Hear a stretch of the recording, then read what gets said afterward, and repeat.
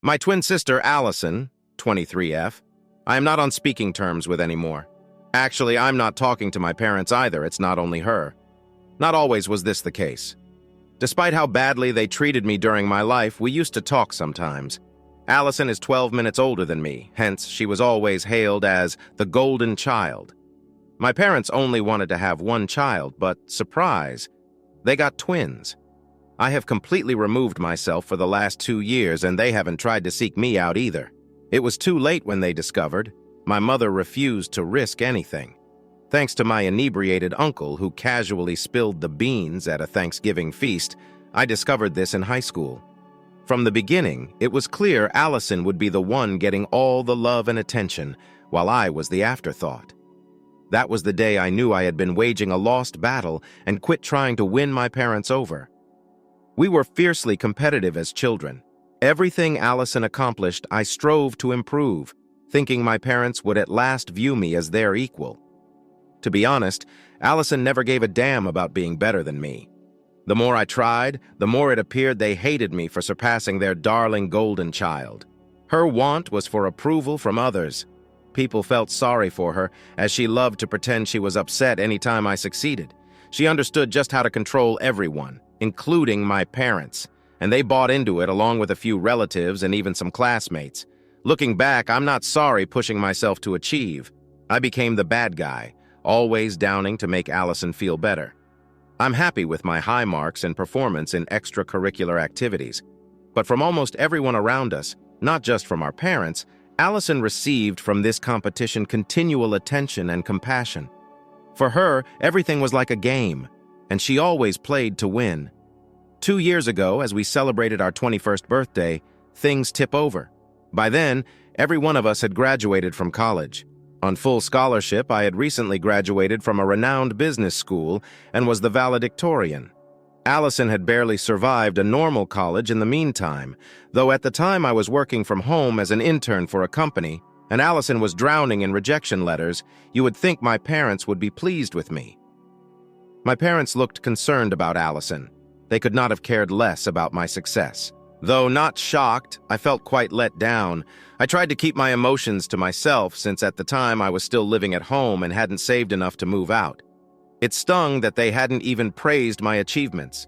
But once our 21st birthday came, I lost control. I discovered my parents had left me alone at home after heading to the beach with Allison and her friends the day before our birthday. The last straw was all they left for me. A $50 gift card and a message wishing me a good birthday. At that instant, the years of harsh treatment and neglect collapsed upon me. While I was left behind with a modest gift card, Allison and her buddies were on a beach getaway celebrating her birthday. It was merciless, and I chose to leave that very day as I could no longer bear it. While I knew I would soon be recruited by the company I was working with, I had friends ready to let me stay with them temporarily. Not notifying Allison or my parents, I packed and moved in with a buddy. Neither have they, nor have I looked back since. The only time they contacted me following my departure was on my birthday, and not to wish me well. They asked me to arrange for a plumber to fix a tap at the house. They just accepted it without thinking twice when I informed them I had moved out. Allison did not give a damn either. That was the last meaningful discussion I had with my family. Over the 2 years that followed, I rebuilt my life. I saved, worked hard, and finally acquired my own apartment. Though it's not a mansion, I'm glad of what I've done since it's a decent location in a pleasant area. I feel safe. My income is constant. While I recognize my blessings, I know most people my age are less fortunate. Furthermore, I learned from acquaintances that Allison married a businessman approximately 10 years older than her some months ago. Now, residing in California, she is enjoying the life she has always imagined.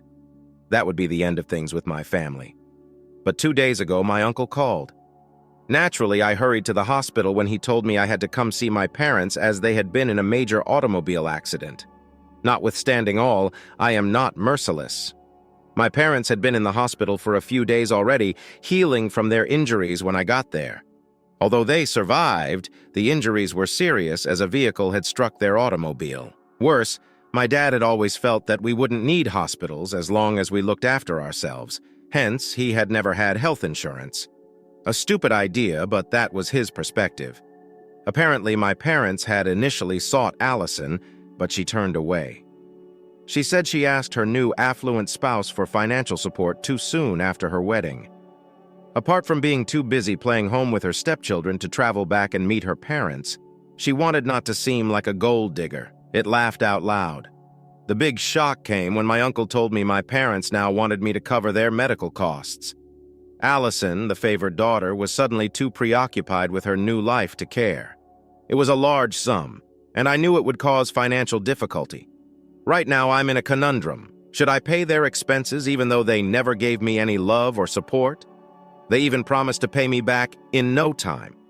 Alternatively, do I reject knowing that someone else in the family will finally assist them, but will be embarrassed in the process? To be honest, I have no feeling of duty toward helping them. My entire life, they have regarded me as if a stranger. To be very honest, the more I considered it, the more enraged I grew. 2 years apart, I hadn't communicated with them. Hence, the only reason they contacted me now was financial necessity. Not an apology, not one effort at righting things, just a need for income. It's not as though they lacked other family members who would be of use. They simply wanted to avoid the embarrassment of asking someone else, knowing they would be evaluated. It was simpler with me in tow. They most likely assumed I would feel ashamed and cave in. But for what reason should I? When Allison was preferred all those years, they had made their decision. They treated me like an alien, and now I was supposed to give my money over to them? It did not seem fair, but there was another layer to all of this that further confused my choice. My uncle casually stated to me that my parents had already squandered most of the wedding money they had set aside for us on Allison. It stung, but not shocked me. Her has always been first for my parents. Why would this be any different? They apparently used a lot of that money for her wedding and a nice trip to Europe later. They came to me for aid since nearly little remained in savings. Growing up, the wedding fund had been a big matter. According to my parents, they intended to provide every one of us equal chances to have the weddings of our fantasies. They assured us the money would be there when the time came. Ultimately, though, it was only another hollow promise. Allison received her extravagant wedding. I received not anything. All those years of hearing, "We'll take care of you when the time comes," meant nothing. That knowledge confirmed my choice. I intended not to pay their expenses. Their bed was prepared, now they would have to lie in it. It wasn't my job to clean up their mess, particularly after they blew through what was meant to be our joint wedding money. My phone started ringing once more not long after.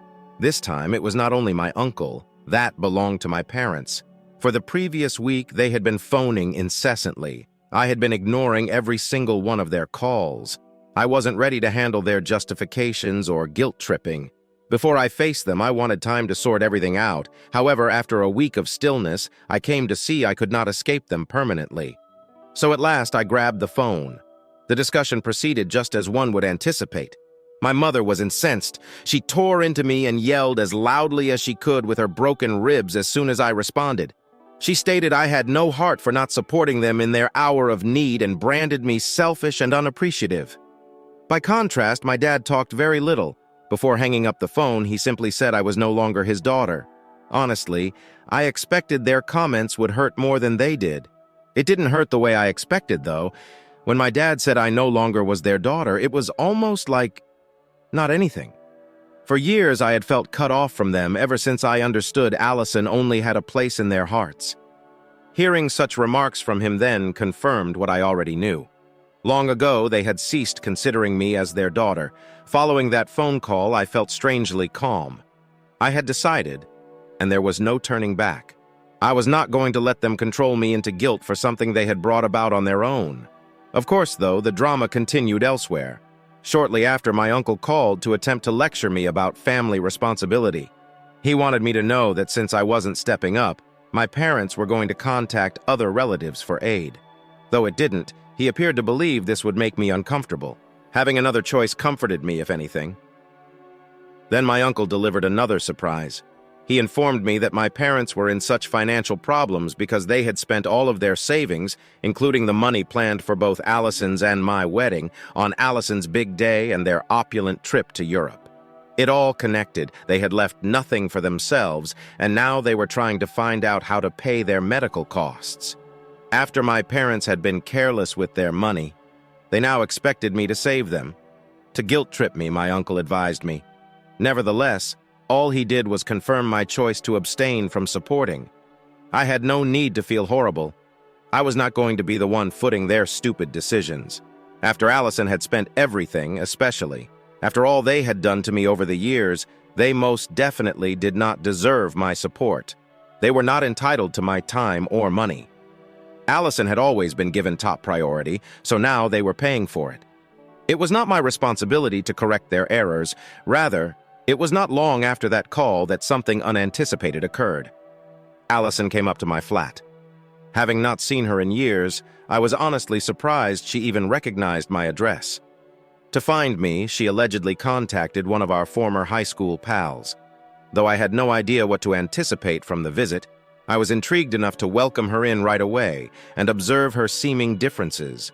She exuded a sophisticated attitude that was absent from her earlier demeanor. Her attire, jewelry, even her speech style changed. She seemed to have become someone else.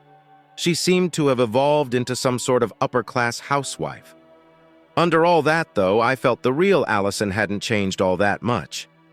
We spoke somewhat, largely her boasting of her perfect California life. She stammered about her new spouse, who was over 10 years older than her, and how she was now the stepmother to his 2 children from a past marriage. She sounded as though she were living the dream, but I could see through it. Her husband had merely wed her to acquire custody of his children. That was clear. Though in truth Allison was really being exploited, she felt she had hit gold. She eventually got to the cause for her visit after roughly 15 minutes of meaningless chat. I nearly felt guilty for her, but not enough to care. Our parents had been pleading with her to return and see them following the disaster. They only wanted her to be with them. They did not want her money. Allison had agreed to return for a few days, but was already bored and yearned to return to her real family in California. She was here then to persuade me to replace her. It was traditional Allison. She wanted me to be our parents' emotional support system so she could resume her opulent life free from remorse. She came to me not out of any actual worry for our family, but more because she avoided handling the obligations. She wanted to shift the load on me so she could keep playing happy family with her husband and his children. I let her ramble, nodding gently, but inside I was boiling. I had shut her and my parents out of my life in the first place just for this. They just thought about themselves and were manipulative and selfish. When Allison finally finished, I assured her I'd think about it, knowing full well I wasn't going to do anything. She didn't care about our parents any more than I did. She went after that and advised me to keep in touch, but we both knew it was only her habit. I blocked her number just as she was leaving the door.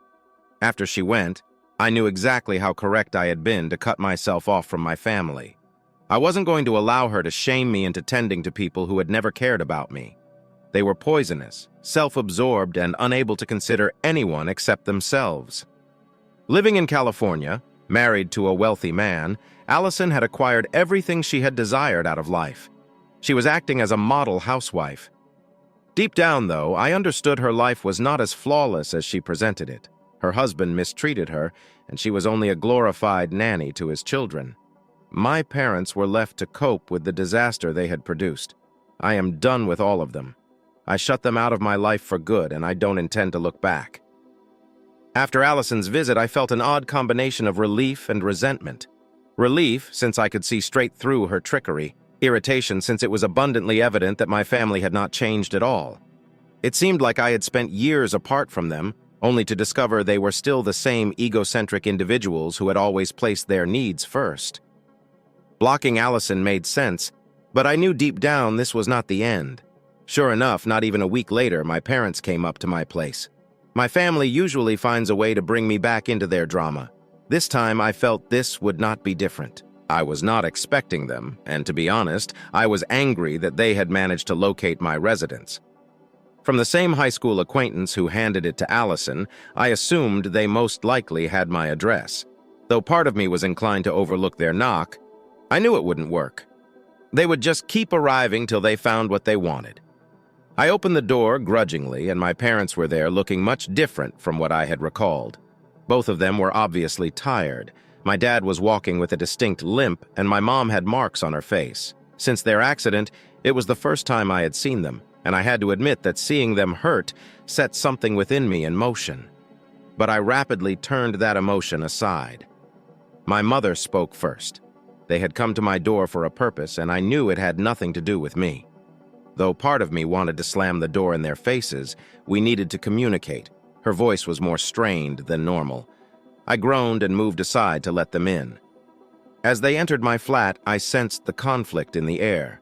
My dad said not much. He simply settled on the couch and stared down the floor. "We know things have been tough between us," my mom said, her voice softer now, like she was trying to be sympathetic.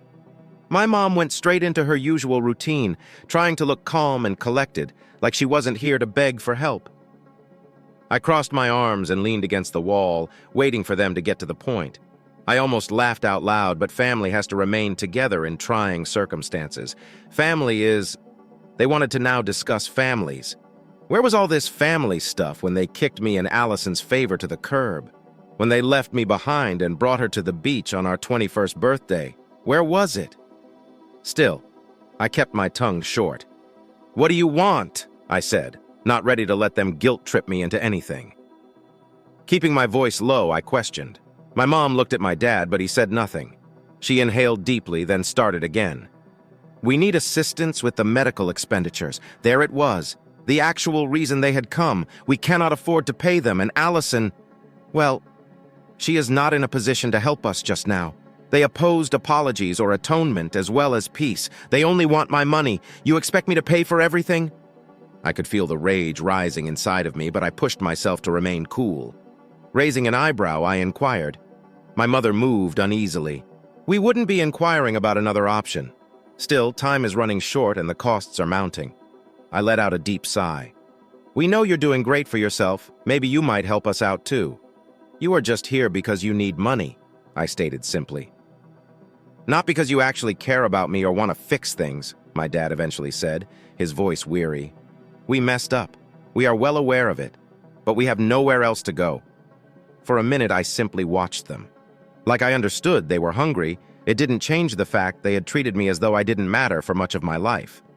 It was them that drove me away. Time and time again, Allison was chosen by them over me. They were approaching me like I was some backup plan. Now their ideal golden child couldn't save them. "Why should I help you?" My voice calm as I requested. "Why should I even give it any thought after everything you have done?" My mother dropped her hands slightly and glanced down. She muttered, "Because we're your parents." That was the point. Though that was not how it worked, they had always carried that card. "We're your parents. You owe us." "You're only my parents when it's convenient for you," I fired back. Being parents did not mean they could treat me like garbage and then expect me to clean their mess when things went south. You never showed up for me when I most needed you. Allison was all you cared about. My mom's face dropped, but my dad remained calm. He simply fixed his gaze on the floor, as though he already knew I would not be of assistance.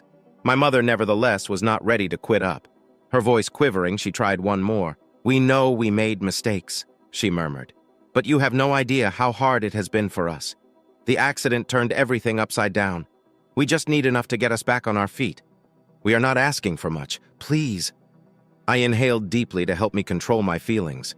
Though they were continuing guilt-trip me, it was not working. Really, I owed nothing to them. "I'm sorry," I responded, my voice strong. They had taken their decisions, and now they were coping with the fallout. "I won, nevertheless, be unable to assist you. You have spent your whole life looking after Allison and neglecting me. You can now clearly see how things turned out." My mother's face contorted in incredulity. "So you are going to desert us? Considering all we have done for you," I nodded in no direction. "For me, you have done nothing. Aunt Denise got me through my college years. Once I moved out, my friends supported me. You were never there." My dad stopped my mom from opening her lips to argue. Looking me in the eye for the first time since they arrived, he got up and said, "We understand." His voice low but consistent. He turned to go, and after a time my mom followed. still looking astonished and wounded. "We won't bother you again." I didn't stop them. They left my place without further word. Feeling a weird mix of grief and relief, I watched the door close behind them. Though part of me wanted to feel guilty, I didn't. Not quite. I had stood up to them for the first time in my life. It felt nice since I had made it very evident that I would not be their safety net anymore. After they went, I sat down on my couch and let the stillness settle in. It seemed like at last I was free from all the guilt and duty weighing me down for so long. It was done. Years of waiting for the showdown I'd been dreading had at last materialized, and I had turned away without yielding. I didn't care, even though I knew my parents would be furious and maybe despise me for it. As the days went by, I started to feel lighter, as though a great weight had been taken off my shoulders. I had done what I needed to do to safeguard myself. I had no longer to cope with their drama or care about them. I hadn't heard from Allison since the day she showed up at my place, and I doubted I ever would again. At last, I could concentrate on my own life, free from the continual burden of having to prove myself to people who would never respect me. I had mine. Hers was her life. For once, I felt as though I had control over my life. We were better off keeping our distance from one another. I was living under the shadow of my family no more. I was not aiming to get my parents approved or challenge Allison. I was only myself, and that was plenty. I felt great relief when my folks left my flat that day.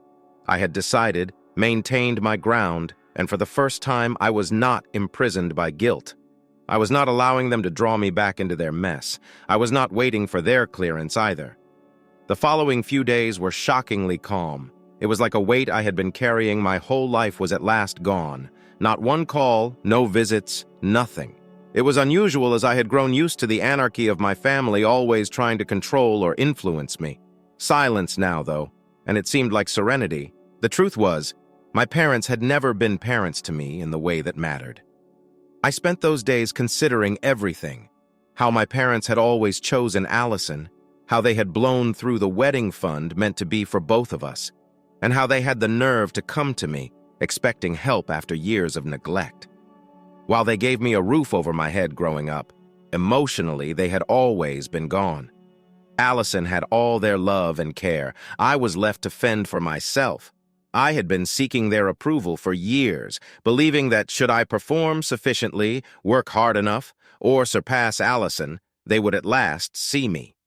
That never occurred, though, and I came to see I didn't need their approval. I absolutely needed none at all. Without their guidance, I had created a life for me.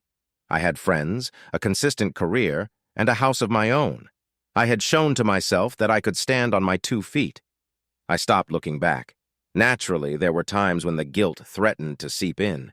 There were moments when I wondered whether I had acted morally by not supporting them. But every time uncertainty appeared, I reminded myself of all the times they had disregarded me, all the anniversaries they had missed, all the times Allison had chosen over me. The guilt would eventually lessen. One day, around 1 month after my parents came to see me, my aunt called. Having heard about what had transpired, she wanted to follow up with me. One member in my family who really cared about me has always been Aunt Denise. She was the sister of my dad, yet unlike him, she had never treated me like less than others.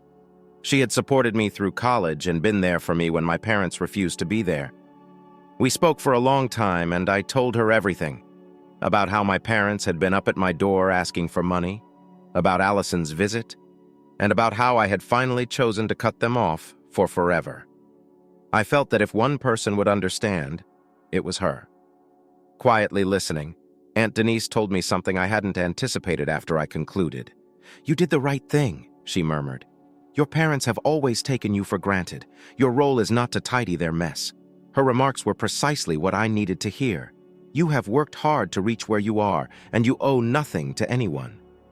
"I know it's hard," she said, "but sometimes cutting ties with toxic people is the only way you protect yourself." It wasn't that I had been waiting for someone to validate my decision. Hearing from Aunt Denise, someone who had seen the way my parents treated me, made me feel more certain than ever that I had made the right choice. After that conversation, I felt closure. You deserve to be happy and to live a life free from their control.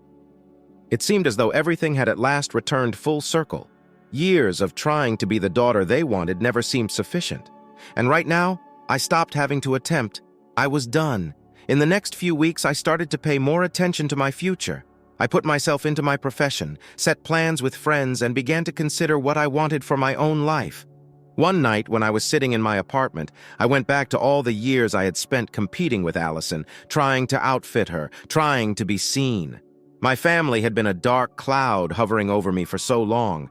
Now that I had broken connections with them, I felt free to dream again. It was draining, and it had affected me in ways I had not even noticed until lately. My parents' approval had always been the target of my quest for something never going to materialize. And in doing this, I had lost sight of my own goals. But suddenly, things were different. I was not living in rivalry with anyone these days, not staring over my shoulder, waiting for my parents to pay me attention. Just living, and it felt amazing. I felt like I was in charge of my own life for the first time in a long time. I knew one thing for sure. I was free from the poisonous relationships that had characterized so much of my history. I had no idea what the future contained. About Allison, I hadn't heard from her since that day at my apartment, and I was completely good with that.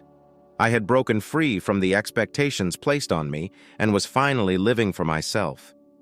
She had decided her course, much as I had decided mine. I had my life here while she started over in California with her husband and stepchildren. My parents, we would be better off keeping our distance from one another. To be honest, I didn't want to know how they were doing. Since they were no more in my life, I had come to peace. The old me would have been tormented by remorse, wondering continuously whether I should try one final time to mend things. But the me that is new, reaching out wouldn't solve anything, I realized. Among the things that are too damaged to be fixed is my connection with my parents. As the months went by, I started to think about them less and less. Work, friends, and my own aspirations abound in my life. I didn't need their approval to feel like I mattered, nor their happiness to be happy. I mattered to me. That was enough. Cutting them off wasn't easy, but it was essential. It allowed me the time to at last become the person I was always supposed to be, free from the weight of their expectations. More than anything, it was the present I could have given myself, a life that was mine and mine alone.